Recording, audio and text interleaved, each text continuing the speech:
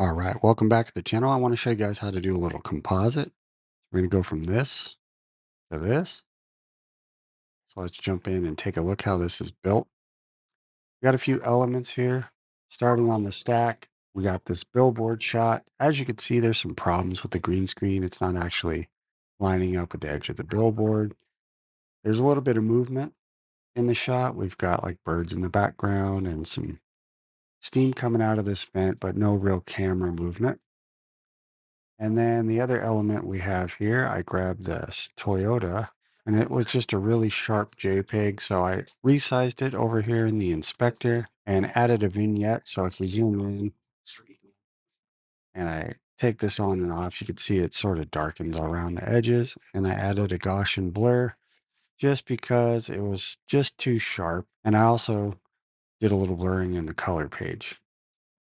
All right, so those are our two elements. And essentially, after sizing the Toyota truck shot, placing it over the billboard, I needed to fill the edges because we're not going to key out the green. I just used this solid color gray. You can find that under your effects tab. You have generators here, and then there's a solid color. You can just drag and drop it. It does default is black. You can click on it and go to your inspector. There's this color box, double click it. It's still black, but you can move this slider and then you can move to any other color you need, or you can pick a color using the color picker. And that's how you can add a solid color.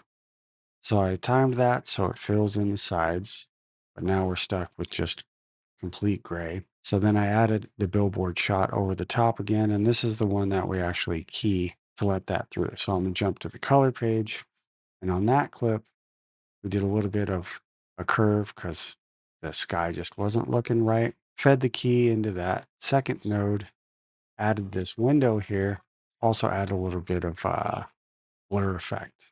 So for this key, I inverted it here and just paid attention to the edging. So if we zoom in, you can see how much edge of this billboard on the upper right is where the bad green screen was, but we're able to just pull this pin to the corner and let that through. And I did that with the pen tool and I added a little bit of outside softness, just 0.30 down here, and then inverted it and sent the keys output to the timeline through there. We did a little bit more blurring. And then this adjustment clip literally is just color to make it pop and brighten it up a little bit. So I did defocus the Toyota a little bit on one of the other shots, along with the stuff on the edit page. So we should have a blur. Let me open my clips here.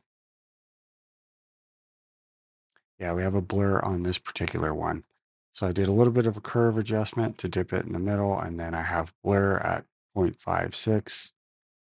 So you could see if I disable this node, it's just kind of bright and poppy and a little too sharp and just didn't look natural. With the billboard element and the Toyota truck JPEG and a solid color, that's how you can composite that in.